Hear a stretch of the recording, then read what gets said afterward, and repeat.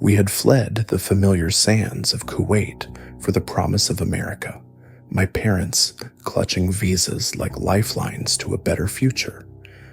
I was just a little girl then, Selena, wide-eyed and clinging to my mother's hand as we stepped off the plane in Pennsylvania. My father had come ahead on an H-1 visa, scraping together savings from his job to bring us over. Mom was still recovering from giving birth to my baby brother, her belly soft from the recent pregnancy, and we were all exhausted from the long journey. Poverty nipped at our heels like a persistent shadow. The only place we could afford was a century-old rental in a rundown neighborhood, a house that looked as weary as we felt. Its weathered siding peeled like old skin, and a massive oak tree loomed over the roof, its branches scratching at the windows like skeletal fingers in the wind.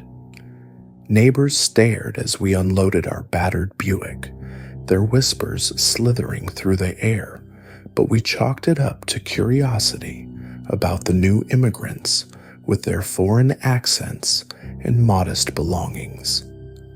The house was small, barely larger than the apartments we'd known in Oman, Cyprus, and India during Dad's work travels, but it felt vast and empty. Upstairs, 2 cramped bedrooms connected by a narrow landing, and downstairs, a kitchen that smelled faintly of dust and forgotten spices. We spent our first days unpacking, stacking boxes in corners, trying to make it feel like home. Mom hummed Kuwaiti lullabies to soothe my brother, while Dad hammered nails for pictures of our family back home. But there was an unease in the air, a subtle chill that raised the hairs on my arms, even in the summer humidity. I remember lying in bed that first night, staring at the cracked ceiling, listening to the house creak as if it were breathing. It started innocently enough, or so we thought. One evening, after a long day of settling in, Mom called me from the second-floor landing. Her voice trembled slightly, though I didn't notice at first. "Selena, come here," she said, her English halting but urgent. I hurried over, my small feet padding on the worn wooden floor. She stood there, eyes wide, mouth slightly open, as if she'd seen something impossible. Before I could ask what was wrong, a tremendous crash erupted from downstairs, like an entire orchestra of metal exploding in fury. The sound reverberated through the walls, clanging and rattling, sending my heart pounding like a drum in my chest. Pots, pans, silverware, it all seemed to collide in chaotic symphony. We froze for a split second, the silence after the noise more terrifying than the crash itself. Dad bolted from the bedroom, his face pale under the dim hallway light. "What was that?" he whispered, grabbing a flashlight from the nearby shelf. Mom clutched me close, her hands cold and clammy. Together, we crept down the stairs, each step groaning under our weight, the air growing thicker with dread. My mind raced with possibilities, burglars, an animal, but as we reached the kitchen, the sight stopped us cold. Cabinets hung open like gaping mouths, drawers yanked out and emptied. Silverware glinted on the linoleum floor, scattered like fallen stars, and pots lay tumbled in heaps.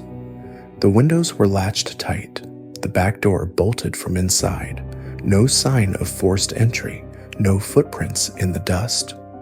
"This can't be," Mom murmured, her voice barely audible, crossing herself instinctively. That night, sleep evaded us. We huddled in the living room, whispering theories, maybe the house settling, or faulty wiring causing vibrations. But deep down, a primal fear gnawed at me, the kind that makes shadows seem alive. The next morning, everything was as we'd left it, chaotic and unexplained. We cleaned up in silence, the clink of metal echoing mockingly. Days passed uneventfully, lulling us into tentative relief, but the house had other plans. Objects began to shift when no one was looking. A spoon vanishing from the drawer, only to appear in the bathroom sink, a pot lid rolling across the floor as if nudged by invisible hands. Nights became our torment. I'd jolt awake to the distant clanging, like someone angrily reorganizing the kitchen in the dark. "It's happening again," I'd whisper to myself, pulling the covers over my head, heart racing. Dad would rush downstairs, flashlight beams slicing through the blackness, only to find the room pristine, cabinets closed, everything in place. "Nothing," he'd say upon returning, but his eyes betrayed the lie, the unease, the doubt. Mom's fear grew palpable. She'd pace the landing, murmuring prayers in Arabic, her fingers twisting worry beads she'd brought from Kuwait. One afternoon, driven by desperation, Mom approached a neighbor, an elderly woman watering her wilted flowers. In her broken English, she asked about the house. The neighbor's face tightened, her voice dropping to a hush. "The old lady who lived there before, she died right in that kitchen. Heart attack, they said, but she was obsessed with it, always arranging her pots just so, baking pies for the neighborhood kids. Folks say her spirit never left." Mom relayed this to us that evening, her face ashen. The ghost of the previous owner, restless and possessive. It explained the manipulations, the nocturnal symphonies of clatter. I tried to picture her, not as a malevolent force, but a kindly old woman in an apron, flour-dusted hands reaching from beyond to stir invisible batter. It eased the terror somewhat, turning fear into a strange companionship. Yet the hauntings persisted, unpredictable as a storm. Sometimes, weeks of quiet, lulling us into forgetting, then a barrage, drawers slamming shut on their own, utensils skittering across counters like frightened insects. The sounds invaded my dreams, clang, crash, whisper. We'd check the kitchen each time, finding no trace, but the air would feel heavier, charged with an unseen presence. Mom intensified her rituals, lighting incense that filled the house with musky smoke, swaying on a red prayer rug with her rosary beads clutched tight. "This will ward it off," she'd assure me, though her eyes flickered with doubt. Dad worked longer hours, his back bent from labor, saving every penny amid the bills and cultural shocks. No family nearby, no street vendors calling like in Kuwait, just the isolation of a new land. I learned resilience in those shadows, watching my parents face this unseen terror alongside language barriers and prejudice. Mom coming home in tears from her bagging job, harassed for her accent, me teased at school as the only East Indian kid. It forged something unbreakable in us. The ghost never harmed us physically, but the psychological unease lingered, a constant whisper that we weren't alone. Poverty trapped us there. Moving wasn't an option until we'd scraped together enough. Years blurred in that haunted haze, but finally, savings accumulated like guarded treasures.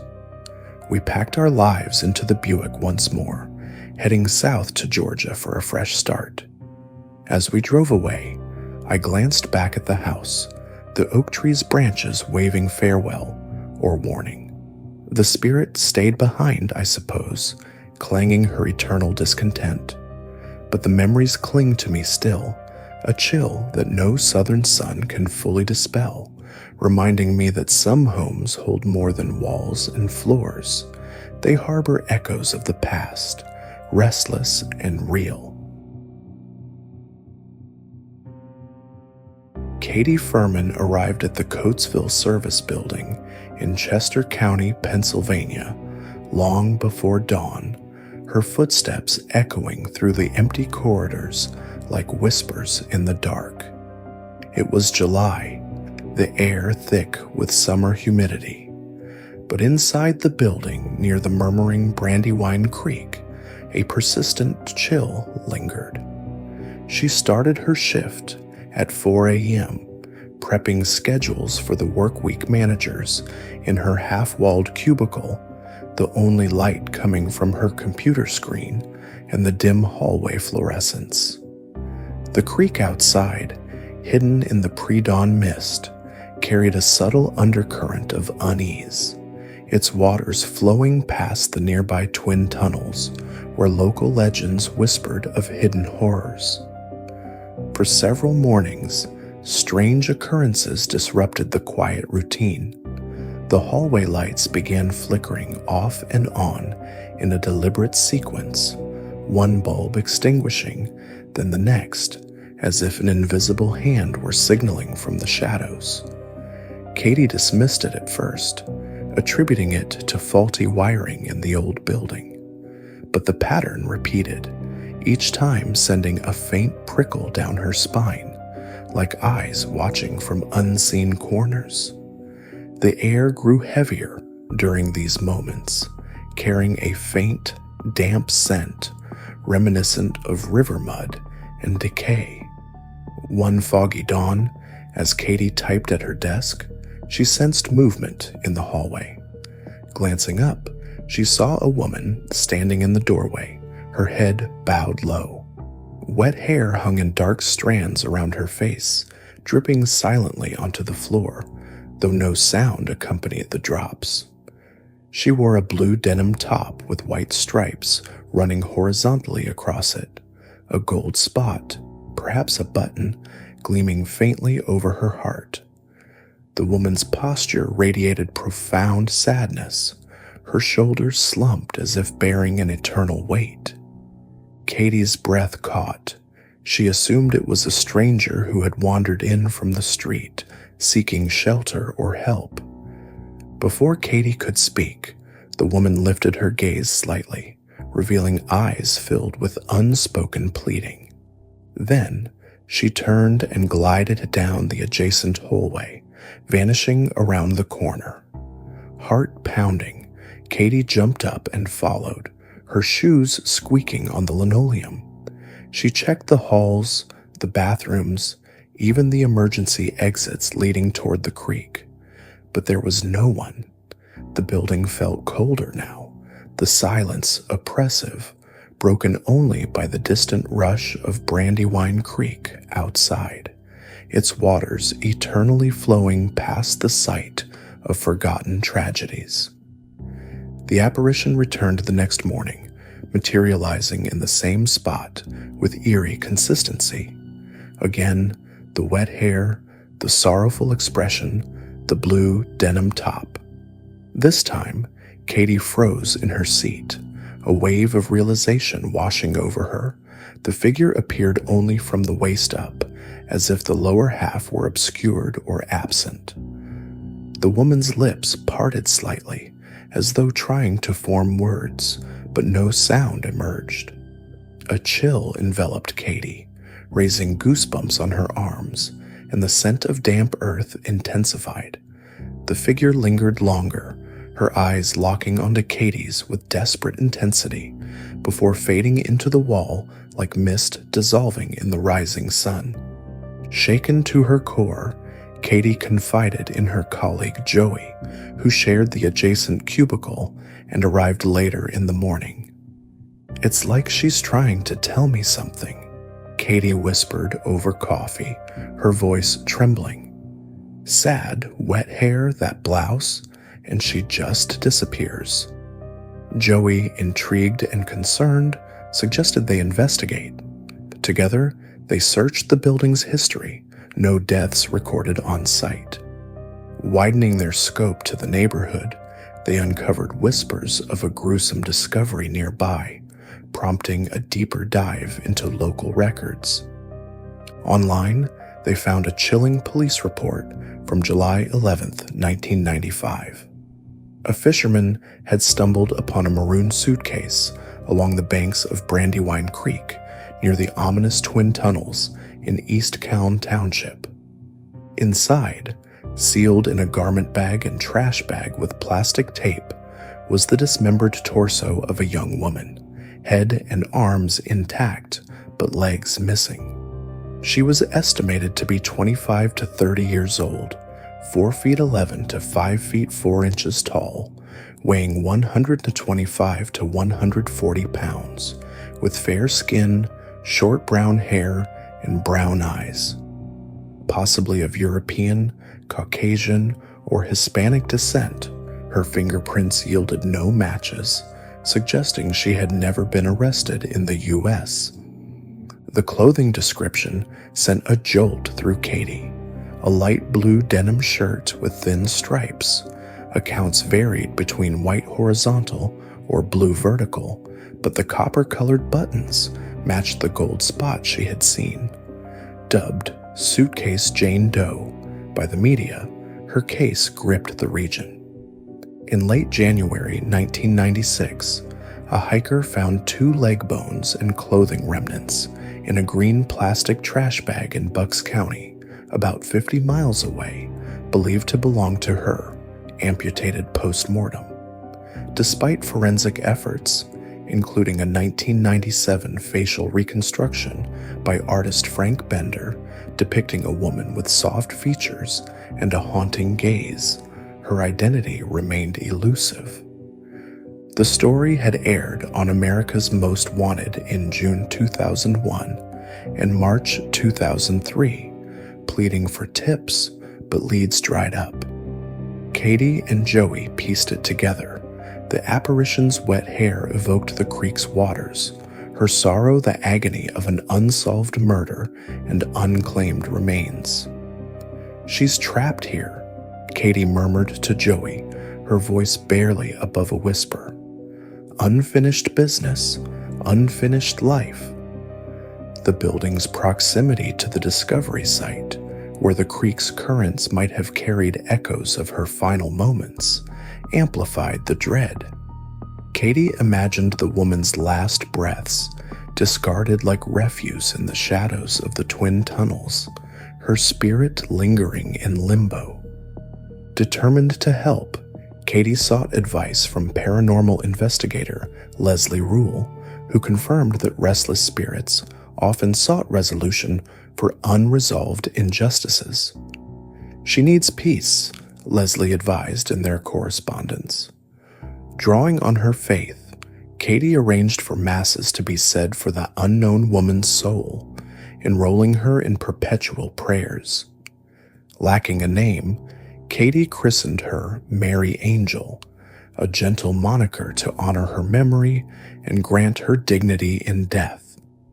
As the prayers began, the apparitions ceased abruptly. The woman no longer appeared in the doorway, her pleading eyes absent from the dawn shadows. The hallway lights steadied, no longer flickering in ominous patterns. Yet the Coatesville service building retained an eerie quiet, especially in the early hours when the creek's murmur seemed louder, carrying faint imagined sighs on the wind. Katie often paused by the windows, gazing toward Brandywine Creek and the twin tunnels, wondering if Mary Angel had finally found rest.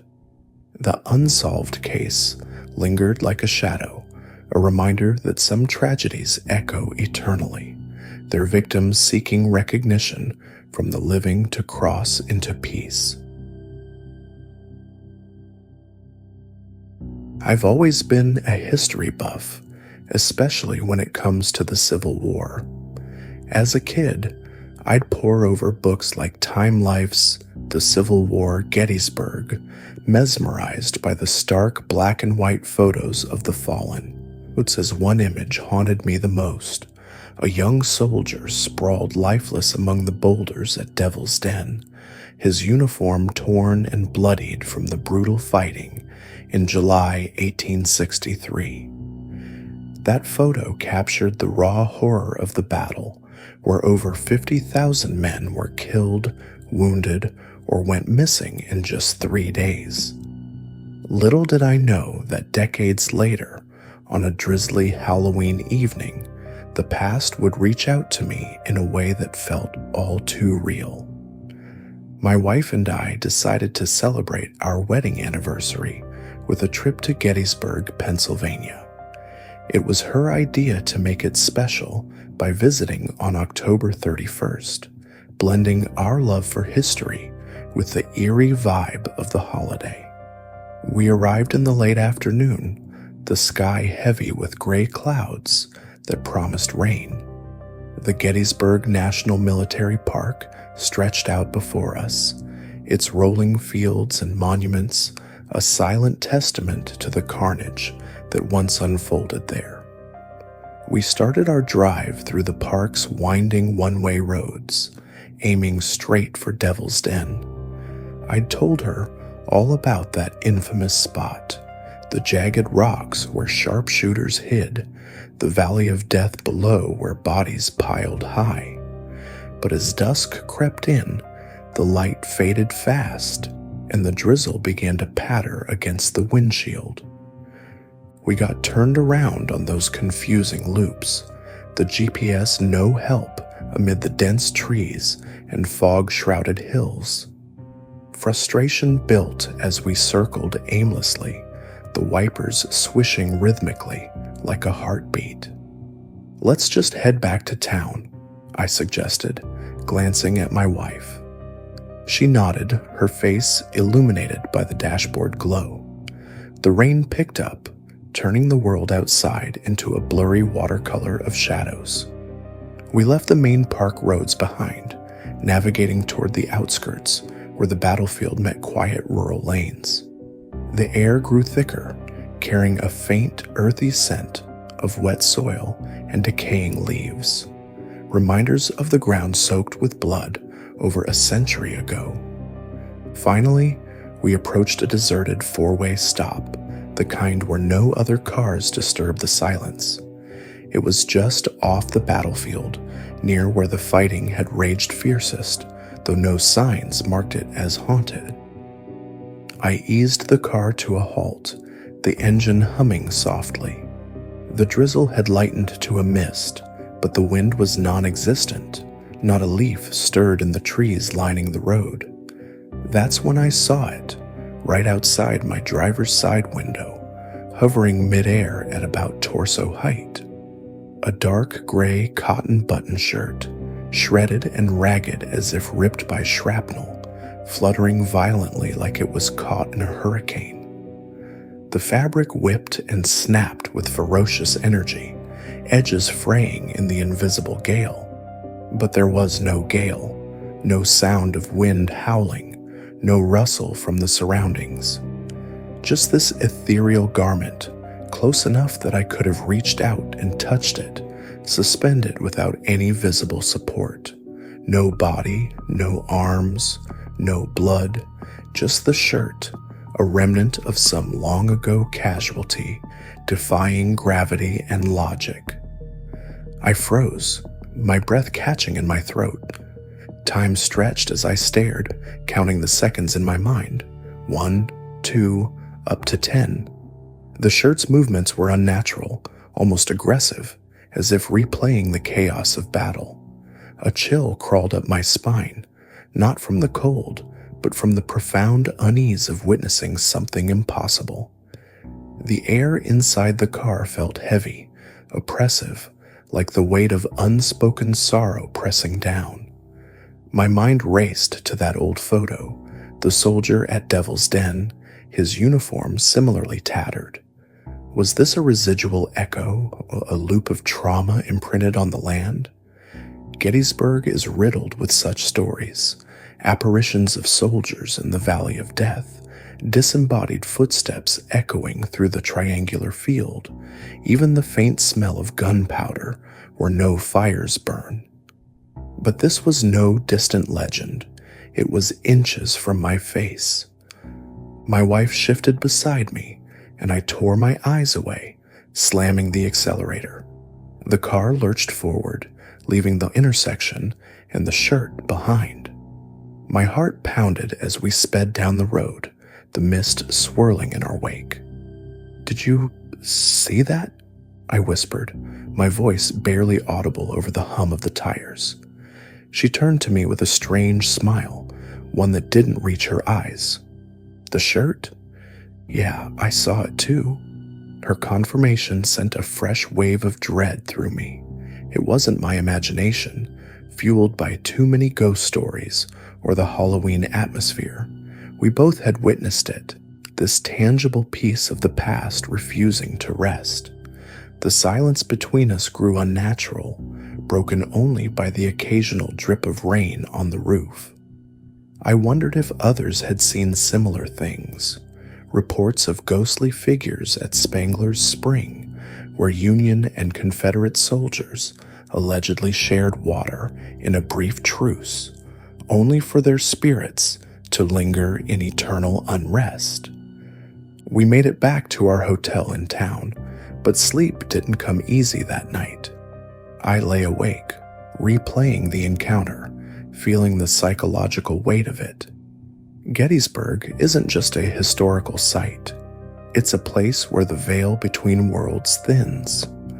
Locals whisper of cold spots at Devil's Den, where the boulders still bear the scars of bullets, or the legendary woman in white at Spangler's Spring, mourning the dead. Our sighting felt like a personal invitation into that world, a soldier's final moments, his shirt torn in the fury of combat, replaying for anyone unfortunate enough to cross its path. The next day, we returned to the park, exploring those very spots. We hiked to Devil's Den, the rocks looming like silent sentinels, and visited Spangler's Spring, its waters trickling peacefully. But nothing matched the visceral terror of that floating shirt. It was as if the land itself held grudges, whispering of unrest through the fog. Years later, that memory still chills me to the core. We've gone back to Gettysburg multiple times, drawn by its magnetic pull, but we've never seen anything quite like it again.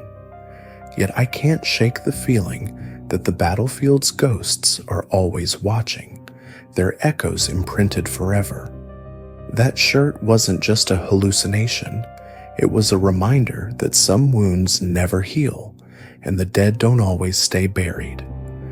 On quiet nights, I wonder if it's still out there, fluttering in the stillness, waiting for the next unwitting soul to bear witness.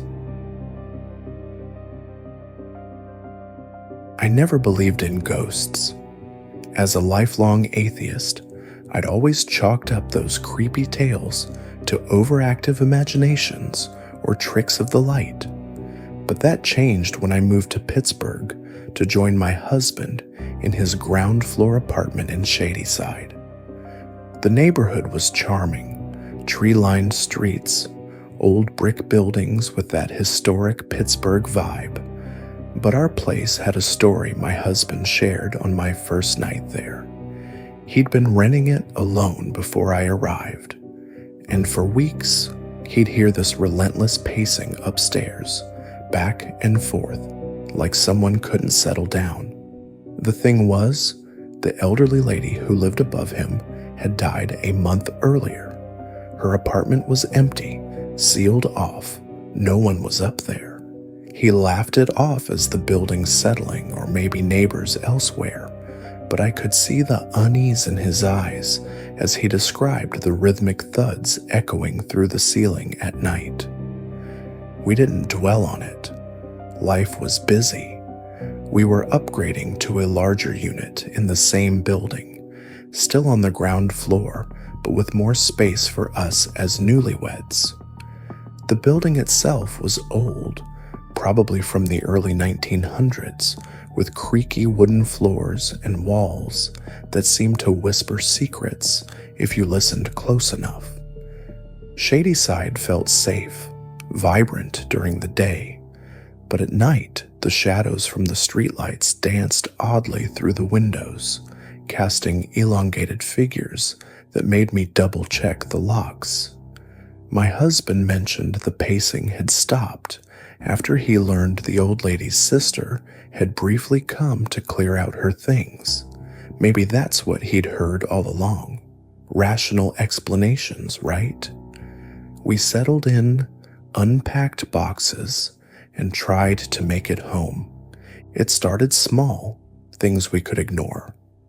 My husband, a musician, would be working late on his computer, tweaking tracks, when suddenly his keyboard layout would switch from QWERTY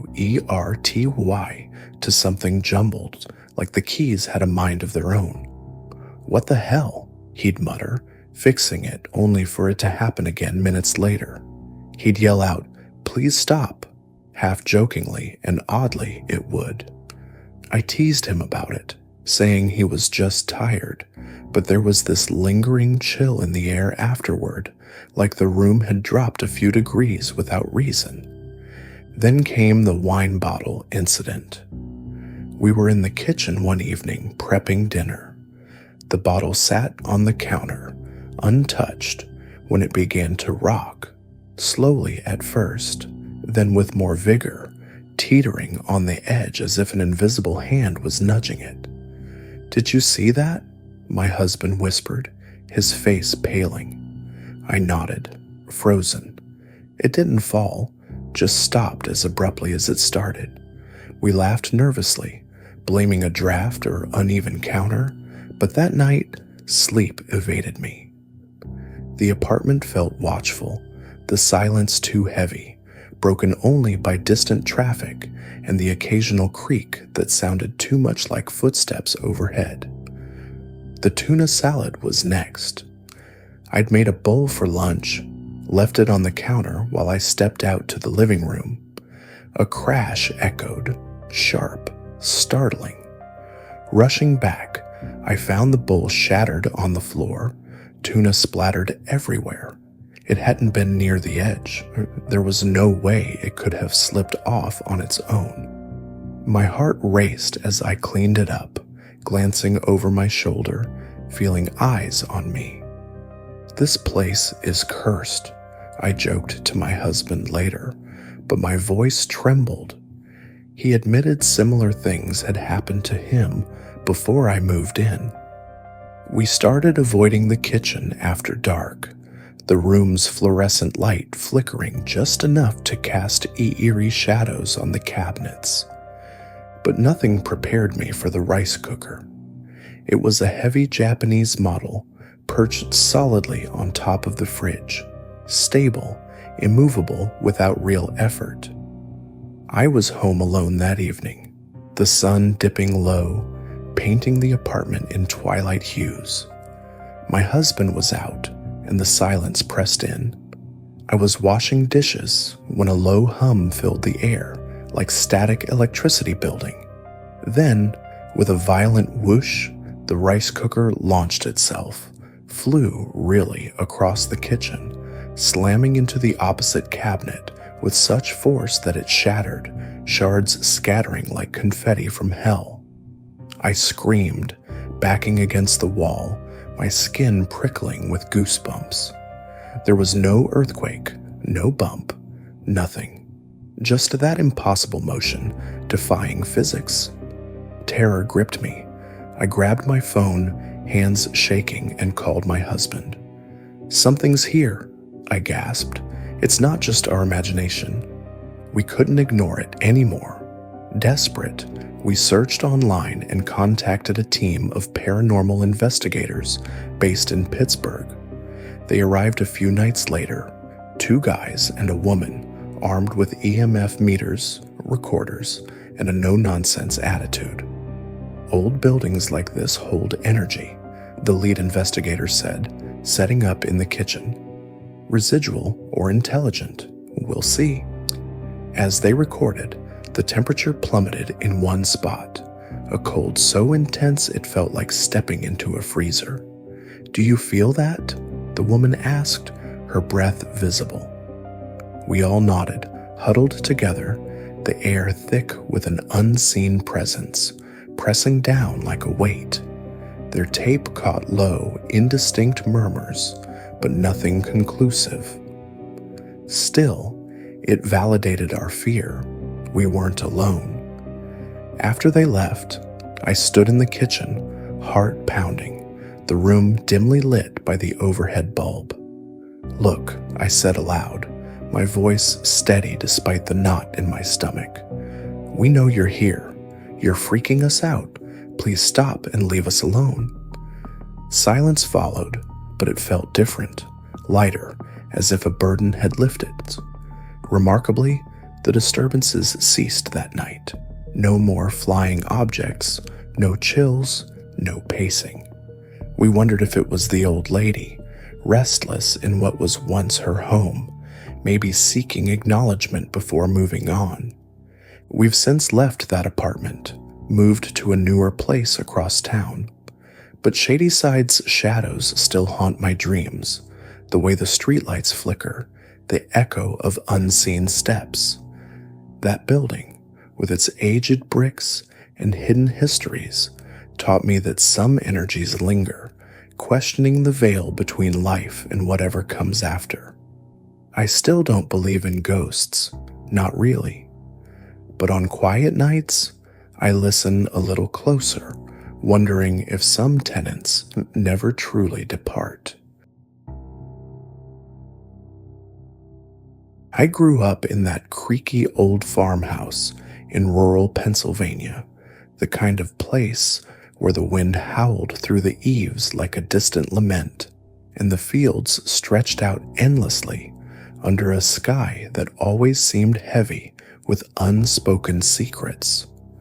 It was built in the late 1800s, or so my parents told me, with weathered wooden siding that groaned in the night and floors that sagged under the weight of generations.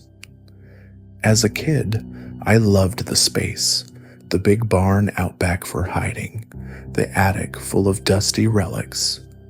But there was always something off about the house, a subtle unease that clung to the air like morning fog. The oddities started small, innocent enough to brush off at first. Lights would flicker randomly, even when the bulbs were new and the wiring checked out. I'd be reading in my room, and suddenly the lamp would dim, casting long shadows that danced unnaturally across the walls. Then there were the footsteps, soft, deliberate creaks on the empty stairs, as if someone was pacing up and down in the dead of night. My little sister would wake me sometimes, whispering, "Did you hear that? It's coming closer." We'd huddle under the blankets, hearts pounding, convincing ourselves it was just the house settling.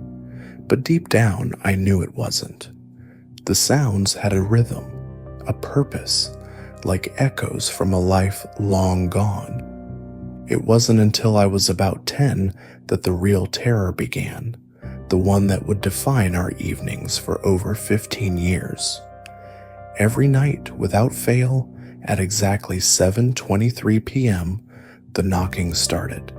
It came from behind the living room wall, right where the old oak paneling met the stone fireplace. Tap, tap, tap, rhythmic, insistent, lasting about 20 seconds before fading into silence. The first time, my dad thought it was rodents. He tore open the paneling one weekend, flashlight in hand, expecting nests or droppings. Nothing. Just dust, cobwebs, and the faint scent of aged wood. No holes, no signs of life. Yet the knocking returned that very night, sharper somehow, as if mocking our efforts. What chilled us to the bone was how it responded. One evening, frustrated after a long day, my mom knocked back, 3 quick raps with her knuckles. The reply was immediate, harder, faster, almost angry, pounding from within the wall like fists desperate to break through. We froze, the room growing colder, the air thick with a sudden chill that raised goosebumps on our arms. What was that? my sister whispered, her eyes wide in the dim lamplight. From then on, it became a twisted game we couldn't resist, though we knew better. If we ignored it, the taps stayed steady, patient. But knock back, and it escalated, the intensity building until the whole panel vibrated faintly, sending dust motes swirling in the air. We learned about Agnes not long after. My parents dug into the house's history at the local library, flipping through faded deeds and obituaries. The previous owners had been an elderly couple. The wife, Agnes, had passed away in the house decades earlier, right in her favorite chair by that very fireplace. She'd been a quiet woman, they said, fond of knitting and watching the sunset from the living room window. But her death was sudden, a heart attack, alone while her husband was out in the fields. Locals whispered she never left, her spirit lingering in the walls she once called home. Maybe she's trapped, my dad mused one night as the knocking echoed around us. Reaching out, trying to communicate. The thought sent shivers down my spine. The house felt alive then, pulsing with unspoken grief, the chill wrapping around us like invisible fingers. Over the years, it wove into our routine, this nightly ritual at 7:23. We'd gather in the living room as the clock ticked closer, the tension building like a storm on the horizon. The footsteps on the stairs would sometimes precede it, a prelude that made the hairs on my neck stand up. Lights flickered more erratically during those moments, casting eerie glows that distorted our shadows. My family and I would sit in silence at first, listening to the taps, tap, tap, tap, each one a plea from the past. "Do you think she's lonely?" my sister asked once, her voice barely above a whisper. I'd shrug, but inside the fear gnawed at me. What if she was angry? What if knocking back only fueled her desperation? There were nights when it felt personal. I'd be alone in the house, parents out, sister at a friend's. The knocking would start, and in the quiet it seemed louder, more insistent, as if sensing my isolation. I'd press my ear to the paneling, feeling the cold seep through the wood, and whisper, "Agnes, is that you?" No words came back, just the rhythmic response, but the air would drop colder still, a draft whispering through cracks that shouldn't exist. I imagined her there, walled in by time, her spectral hands battering against the barrier, eyes hollow with eternal longing. The psychological weight was crushing. Sleep came fitfully, dreams filled with endless corridors and muffled knocks echoing from unseen depths. As I grew older, the terror evolved into a haunting familiarity. We stopped knocking back as often, treating it like background noise, though it never lost its edge. Friends who stayed over would pale at the sound, stammering excuses to leave early. "That's not normal," one said, voice trembling. But for us, it was our normal, Agnes's persistent presence, a ghost in the machine of our home. We theorized endlessly. Was it her favorite time? Perhaps when she used to call her husband in for supper? Or a timestamp of her final moments? The chill during the knocking hinted at something more, a veil thinning between worlds, grief manifesting in the cold embrace of the room. Eventually, life pulled us away. My parents sold the farmhouse when I headed to college, the knocking still echoing as we packed the last boxes. "Goodbye, Agnes," my mom murmured to the empty wall one final evening. Her knock met with a furious reply that rattled the paneling. We drove off and into the twilight, the house shrinking in the rear view, but the sound followed me. Even now, years later, in my quiet apartment far from those rural fields, I wake at 7:23, heart racing to phantom taps. It's in my dreams, endless, rhythmic, a plea that time can't silence. Agnes is still there. I know it, trapped in the walls, reaching out forever. I'd always prided myself on being a skeptic. Ghosts, hauntings, they were just stories people told to spice up history or explain away creaky old houses. But that changed on a crisp autumn day in Gettysburg, Pennsylvania, when I decided to take a solitary walk through the battlefield. The town was quiet, tourists scarce, and I figured it was the perfect time to absorb the history without the crowds. Little did I know, the past wasn't content to stay buried. As I wandered off the main paths, drawn toward a lesser-known spot, marked on an old map as a mass grave for Confederate soldiers, the air began to shift. It wasn't dramatic at first, just a subtle thickening, like the atmosphere was holding its breath. The usual sounds of nature faded, no birds chirping, no leaves rustling in the faint breeze. It was unnaturally still, a heavy silence that pressed down on my chest, making each step feel labored. I paused near a cluster of ancient oaks, their gnarled branches casting long shadows, even in the midday sun. That's when I felt it, a prickling at the back of my neck, as if someone was watching me. I scanned the area, but there was no one, just the rolling fields, dotted with memorials to the fallen.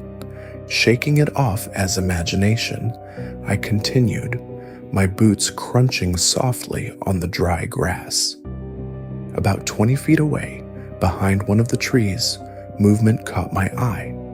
At first, I thought it was a reenactor, maybe someone practicing for a tour. But as I focused, my blood ran cold. There he was, a full-bodied figure in a faded gray uniform, a slouch hat pulled low over his brow, clutching a musket like it was his lifeline. He ducked quickly to another tree, his movements jerky, eyes fixed on some distant point, as if reliving a desperate charge across the field. I froze, my heart pounding in my ears, the only sound in that eerie quiet. He didn't acknowledge me.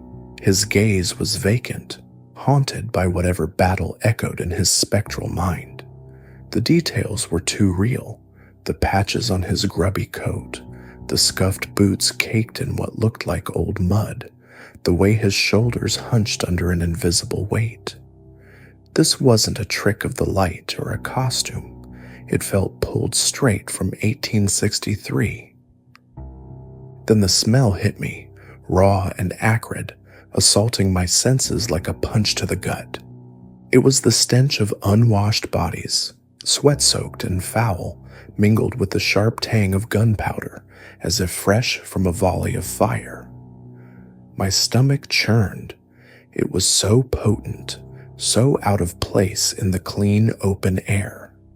I gagged slightly, covering my nose, but I couldn't tear my eyes away from him. He lingered there, partially hidden, his form shimmering faintly at the edges, like heat rising from the ground.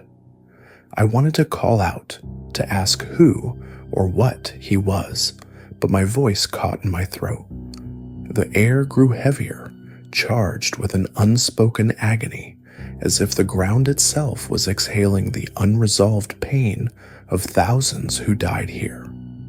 Reports I'd later read of similar sightings flooded my mind unbidden. Soldiers vanishing mid-stride, the oppressive dread that clings to these fields. Minutes stretched into what felt like hours, though it was probably only seconds. He shifted again, stepping out briefly into full view, his musket glinting dully in the sunlight. Up close, or as close as 20 feet allowed, his face was gaunt, etched with exhaustion, a young man trapped in eternal torment. No words passed between us, but in that moment I felt a wave of psychological unease, a whisper of the fear those soldiers must have known. Slowly, he began to fade, dissolving into the air like mist burned off by the sun. 1 second, he was there, solid and imposing. The next, gone, leaving only the lingering odor that dissipated as quickly as it had come. I stumbled forward, peering behind the tree, but there was nothing. No footprints, no disturbance in the grass, just emptiness. Shaken, I pulled out my phone and snapped a few photos of the spot, hoping to capture something, anything to prove I hadn't lost my mind. Later, reviewing them, anomalies appeared, glowing orbs hovering where he'd stood, streaks of light defying the clear daylight. I'd heard of such things in Gettysburg accounts, phantom energies caught on film, echoes of the battle's chaos. The weight of the battlefield pressed in harder after that. I hurried back to the path, glancing over my shoulder, half expecting him to reappear. The silence followed me, a palpable reminder of the unresolved souls said to wander here, reliving their final moments. I've revisited Gettysburg since, drawn by that inexplicable pull. The tours mention the ghosts, apparitions at Devil's Den, smells of smoke and powder at Pickett's Charge. But nothing compares to that daytime encounter. It turned my skepticism to belief in an instant. A chilling realization that some wounds of history never heal. Now, when I think of that soldier, I wonder what he was charging toward or away from. And in quiet moments, I catch a whiff of gunpowder on the wind, a subtle foreshadowing that the past is never truly gone. I grew up in Coaldale, Pennsylvania, a small town nestled in the shadow of the Pocono Mountains, not far from the historic streets of Jim Thorpe. Our house backed right up to the dense woods, where the remnants of old mining operations lay hidden like forgotten scars on the earth. The locals knew the stories well, the anthracite coal mines that once boomed here, fueling the industrial heart of America, but at a terrible cost. In 1915, at the Foster Tunnel mine nearby, an explosion unleashed a torrent of water and coal, entombing 11 miners deep underground. Rescue efforts saved only 2 after 12 agonizing hours. The rest perished in the suffocating darkness, their cries echoing in the collective memory of the town. We had a mine museum downtown with yellowed newspaper clippings detailing the tragedy, photos of somber faces and collapsed shafts. As a kid, those tales felt distant, like dusty relics. But living so close to the woods where the collapse happened, I learned they weren't just history. They bled into the present. Nights in Coaldale were always quiet, the kind of silence that presses in on you, broken only by the occasional hoot of an owl or the rustle of wind through the pines. But some evenings, when the moon hung low and the air grew thick with mist rolling off the Lehigh River, I'd hear them, faint at first, like whispers carried on the breeze, then building into desperate yells. "Help! Get us out!" The voices seemed to rise from the ground itself, muffled and frantic, as if the earth was reluctant to let them go.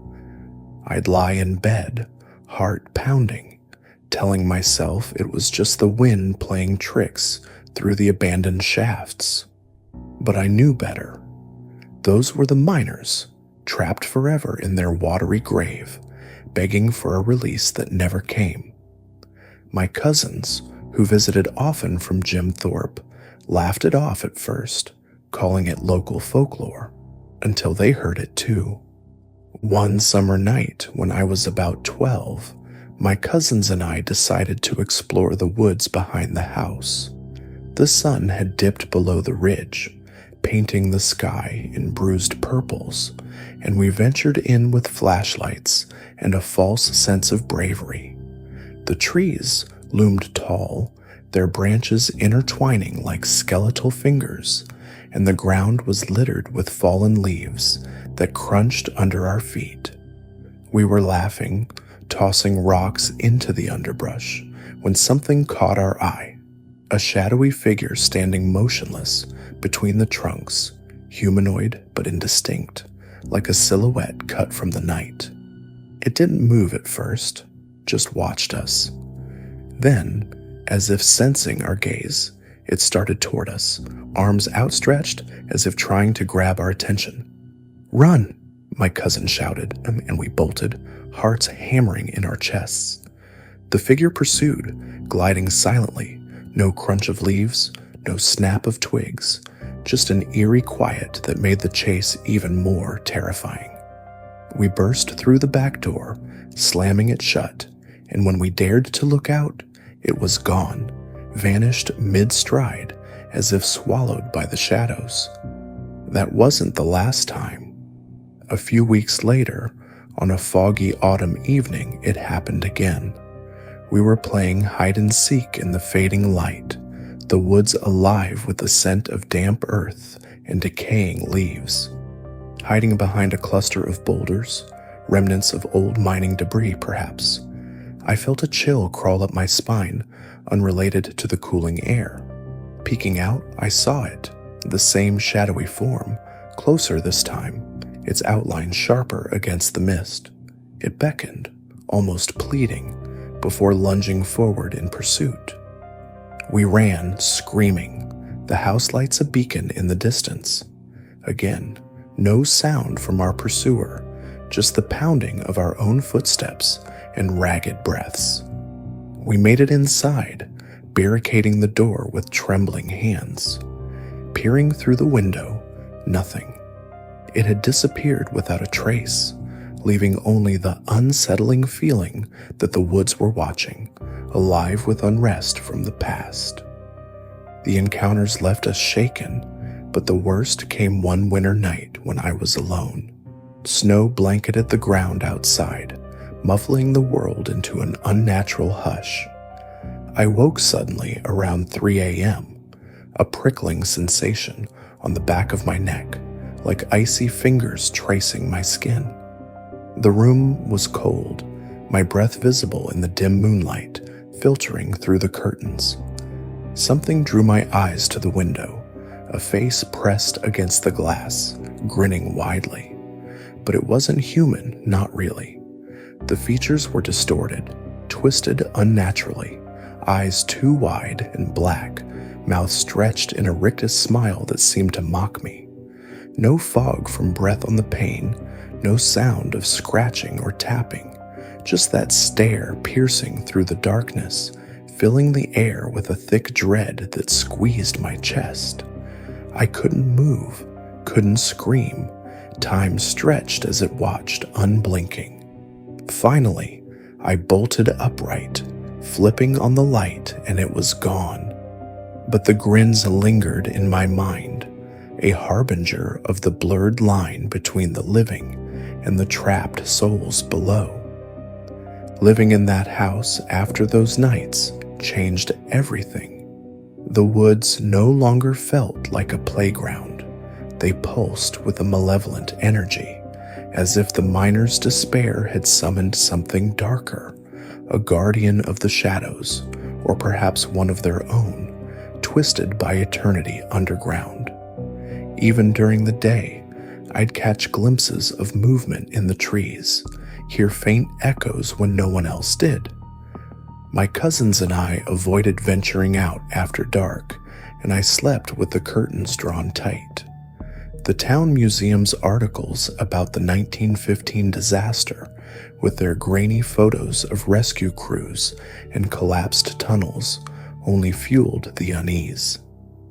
Coaldale's mining history wasn't just lore, It was a curse, bleeding into our lives, making us forever wary of the dark. Sometimes, on quiet nights, I still hear those cries, a reminder that some echoes never fade. Thank you so much for sticking with me to the end. I really hope you enjoyed it. If you liked this video, please hit that like button and don't forget to subscribe for more content like this. Take care, and I'll see you in the next one.